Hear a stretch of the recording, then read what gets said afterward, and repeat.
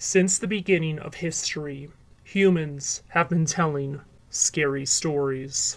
Fear helped our ancestors survive the rigors of prehistoric life, and even in modern times, the emotion is still wired in our brains. Fear activates the brain's amygdala, which signals the body to produce adrenaline, endorphins, and dopamine. Whether a person is in a real-life scary situation, partaking in an extreme sport like skydiving, or watching a horror film, the amygdala reacts the same. Usually, when the person knows the activity is controlled, such as the extreme sport or scary movie examples, they experience exhilaration from the dopamine. For ages, people told spooky stories in groups gathered around campfires, in darkened rooms, or through books. With the advent of the internet, people gained a new way to share tales of terror in forums. Many of the stories were copied and pasted from one site to another, and these types of stories were soon called copypasta, a play on the term copy-paste. Due to the horror theme of these copypasta, they eventually became known as creepypasta. The world of creepypasta is an enormous one, from veiled scientific experiments, demonic entities, and lost episodes, to living animatronic puppets and cursed video games. The genre has created a slew of iconic characters, modern-day ghost stories, and internet celebrities. And quite arguably, the most iconic creepypasta character out there is Slenderman. Slenderman was created on the Something Awful forums by user Victor Surge on June 10th, 2009, for a photo manipulation contest, in which users had to transform a regular photograph into a supernatural image. Surge uploaded 2 black and white photos showcasing a tall, faceless being in a suit near children. At once, the popularity of the faceless man went viral, and people expounded on the legend by contributing their own fan art and stories. Only 10 days after the initial post by Victor Surge, a series began on YouTube titled Marble Hornets, a found-footage-style series consisting of 92 episodes and a spin-off channel called To the Ark with 39 episodes. It follows Jay as he tries to find out what happened to his filmmaker friend, Alex Crayley, while he'd been recording a student film project called Marble Hornets. The videos Jay finds chronicle Alex's breakdown during the project, and throughout the recordings, a tall, faceless man, known as the Operator, makes occasional appearances. Armed with a video camera, Jay documents his eerie treasure hunt. Shot on an estimated budget of $1,500 and using very little dialogue, the first-person point-of-view series relies on a bleak atmosphere and tension to create a genuinely unnerving story that gets under the viewer's skin. On June 26, 2012, Parsec Productions unveiled the freeware indie horror survivor game Slender, The 8 Pages. The first-person game has the player finding 8 cryptic notes, similar to the ones in Marble Hornets, scattered in a dark forest, and armed only with a failing flashlight. If that wasn't enough, the player is being hunted by Slenderman, and with each note collected, the entity gets closer.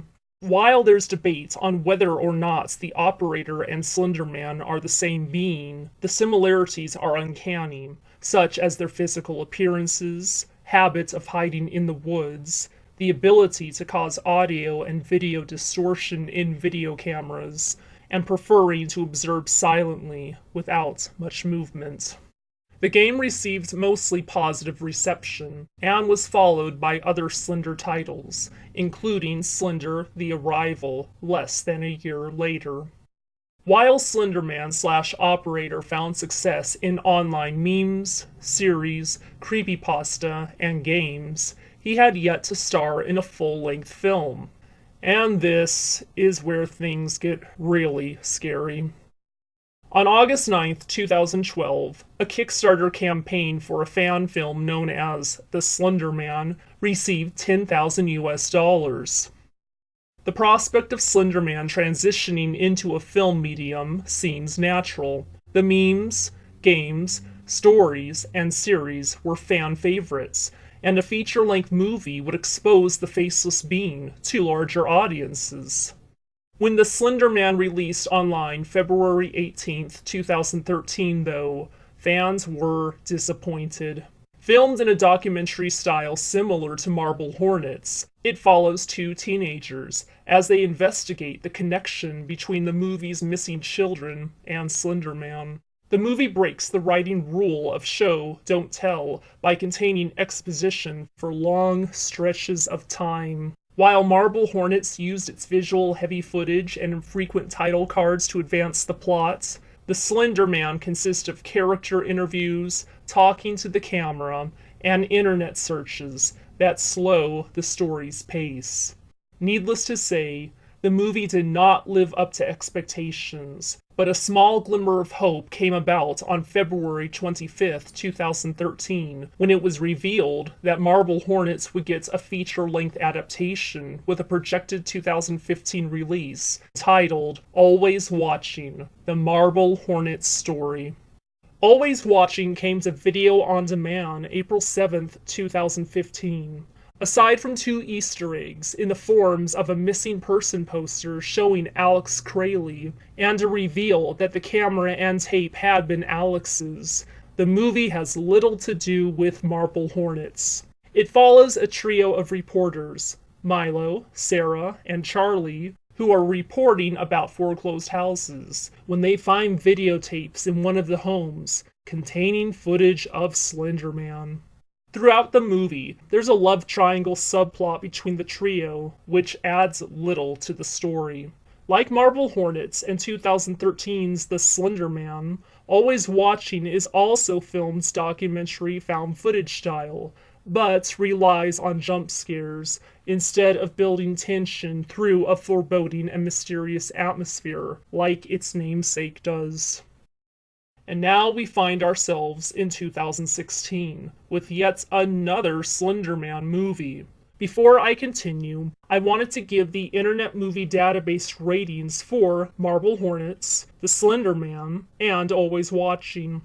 Marble Hornets netted the most positive rating at 8.4, The Slenderman got 3.9, and Always Watching 4.8. April 5th, 2016 Slender comes in the lowest at 3.4.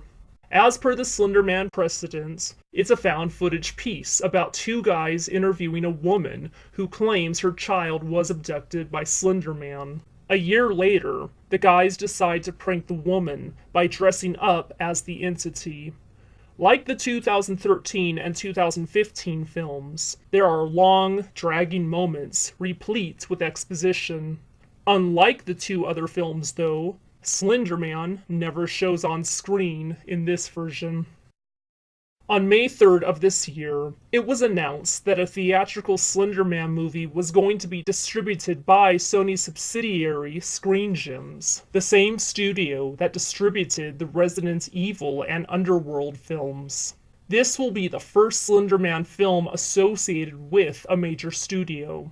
David Burke, the screenwriter of 13 Sins, Darktown, and the upcoming Dead World, will write the script, and production is set to begin this autumn for a 2017 release. The IP rights to Slenderman were sold to Mythology Entertainment in partnership with It Is No Dream Entertainment and Madhouse Entertainment. Madhouse Entertainment has distributed 9 release projects to date, such as Prisoners, Deadfall, and The Bounty Hunter. Mythology has 5 released film projects to its name, like Truth, and most notably, White House Down.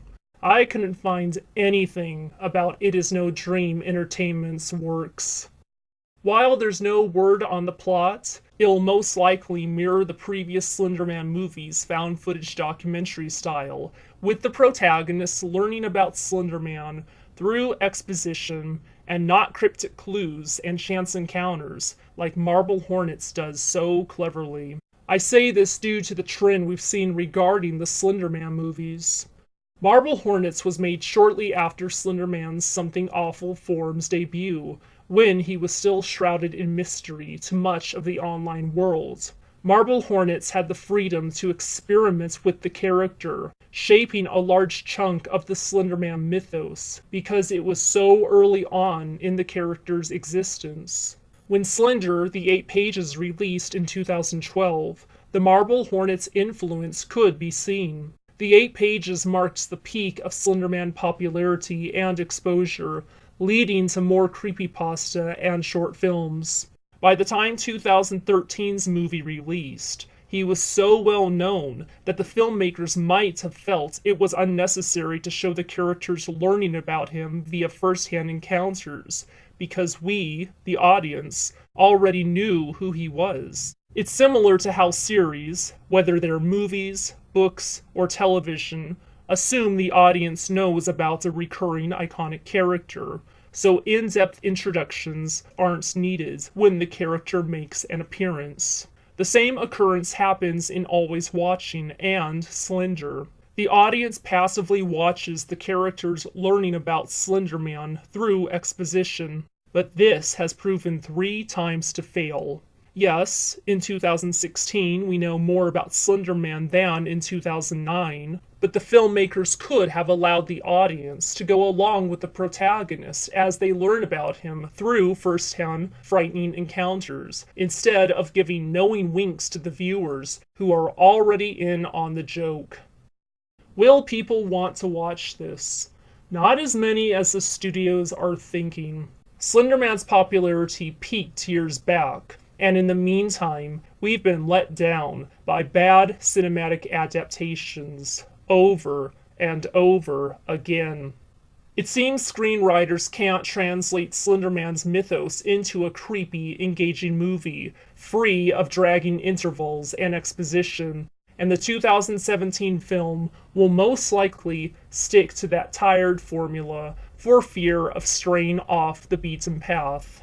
If that's indeed the direction the movie goes, most fans will avoid it. And to people who aren't familiar with Slenderman, the 2017 version will look like just another generic found footage romp. What will critics think about it? If the film is a clone of the trio, they'll say the movie is slow for long stretches. They won't find it scary either, because it'll bring nothing new to the horror genre and instead rely on cliches, such as numerous jump scares, nauseating shaky camera work, and shock value, instead of crafting a genuinely creepy ambiance and its own distinctive quality that sets it apart from other found-footage horror. Was it a good idea to make this movie? Unless it's of great quality and so unique, no. While a full-length Slenderman movie has yet to be made for wide theatrical release, we have a glut of Slenderman movies already. The character is all over the internet, and many people are losing interest due to overexposure. It feels like Hollywood took notice of creepypasta recently, as evidenced by Warner Brothers acquiring the film rights to Five Nights at Freddy's, and Screen Gems hopped on the bandwagon. As history shows, though, Hollywood taking notice of an IP isn't always a good thing.